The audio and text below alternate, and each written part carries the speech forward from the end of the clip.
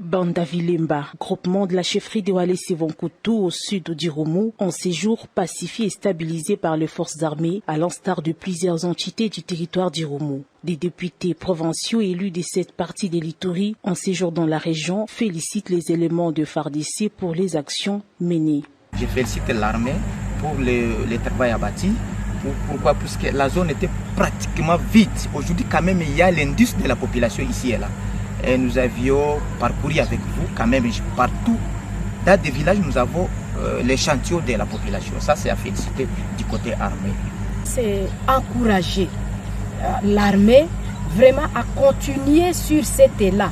Parce que nous avons remarqué que FARDC a travaillé seul. C'est que FARDC a des capacités, des compétences. Question que l'armée, la nôtre, puisse être de part et d'autre encouragée par nous. Une amélioration de la situation sécuritaire qui a ouvert la voie aux actions de développement. Et dans ces cadres, les différents sites ciblés pour le projet des 145 territoires ont été visités par une délégation composée de ces élus d'Irumu, des ingénieurs de la BSECO, des chefs coutumiers et des commandants de l'armée.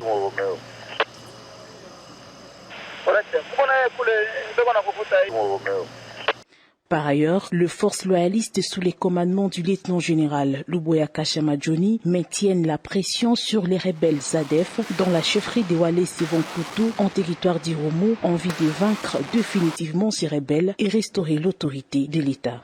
En province de l'Ituri, les forces vives, à l'occurrence la Fédération des entreprises du Congo et la société civile, entrent dans la danse pour la réussite du programme de DRCS, suivant l'approche de proximité et d'inclusivité adoptée par le gouverneur militaire de l'Ituri, le lieutenant-général Luboya Kashama Johnny. Ce vendredi 24 juin, ces forces vives et la coordination nationale de PDDRCS, sous la direction de l'autorité provinciale, ont arrêté les stratégies pour le bon déroulement de ce processus porteur d'espoir pour la province.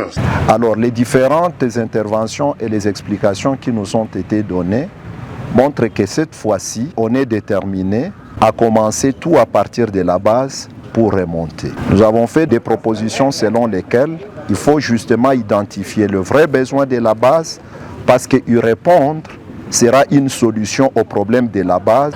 Nous avons aussi été intéressés parce qu'il fallait mettre l'accent sur la sensibilisation. On doit sensibiliser les gens. Comment les gens peuvent s'approprier quelque chose dont ils n'ont pas connaissance? Pour s'approprier, il faut intensifier la sensibilisation. Et c'est aussi la promesse que nous avons reçue de coordination nationale. Et ça montre bien que cette fois-ci, en fait, nous discutons avec les autorités provinciales et tous les acteurs économiques au niveau des provinces pour bien identifier les problématiques qui sont spécifiques à l'Ituri et pour pouvoir apporter des propositions et des solutions vraiment idoines. Signalons que plusieurs sites qui doivent accueillir ces miliciens sont déjà identifiés dans le territoire de Djoukou et d'Irumu. Le changement positif, l'état des sièges ne cesse de l'apporter dans tous les domaines en Ituri, s'exclame la population marchande du marché central de Bunia lors de la cérémonie inaugurale du dit marché réhabilité par la mairie de Bunia sous l'impulsion du gouverneur militaire, le lieutenant-général Luboya Kashama Johnny. Une énième réalisation de l'administration militaire saluée par la population iturienne. Gouverneur pour apesi makanisi ya kotongela biso ndako ya bien par rapport na oyo tozalaki nango liboso. Par rapport na condition tozalaki nango liboso tozalaki na condition médiocre. Soki mbule noki fallait bato côté kuna nyonso bazonga côté moko. Awa nyonso mai bokosala ta 3 jours mai eza katika. Mais depuis ba changer tofandi na condition moko facile penza. Prenant la parole, le vice-gouverneur Alungaboni Benjamin a au nom de son titulaire appelé les Ituriens à faire de ces grands espaces économiques un socle de la cohésion sociale. Zandu oyo batongi yango na yokite ezala pasteur, ezala administrateur, ezala maire de la ville, koloba kenon pavillon oyo ezaya bahema, oyo kuna ya balendu, oyo kuna ya bagegere, oyo ya babira. Na yoki yango te.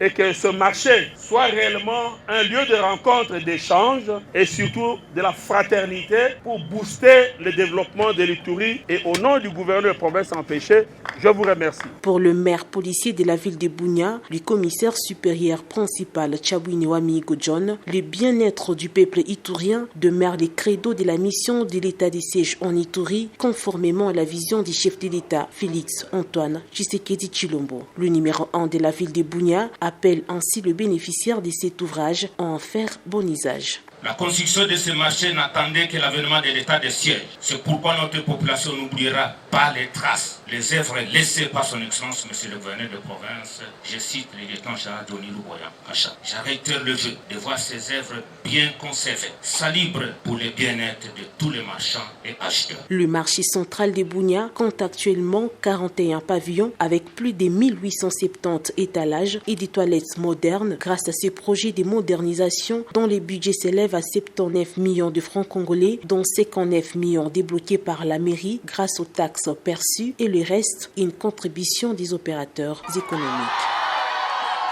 Conflit des limites administratives entre l'Ituri et le Haut-Tuélé. Une délégation du ministère de l'Intérieur séjourne à Riwara, un centre de négoce du territoire d'Aru, depuis le dimanche 26 juin. Elle est arrivée ensemble avec la délégation du Haut-Tuélé pour rejoindre celle de l'Ituri. Sa mission, résoudre définitivement les conflits fonciers entre le chefferie de Kaliko Omi et Logololia qui a causé des dégâts humains et matériels au mois d'avril dernier, a dit Maître Toussaint Condé, conseiller du vice-premier ministre et ministre de l'Intérieur. Le message du VEPEM qui a déploré et qui présente ses condoléances à toutes les familles éprouvées à cause de cette situation qui ne devait même pas avoir lieu, parce qu'il faut noter les populations congolaises ne sont pas limitées.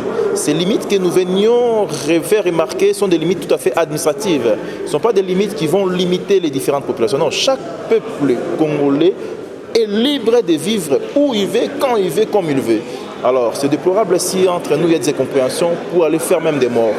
Et là, c'est un grand regret et nous présentons des condoléances à ce sujet-là.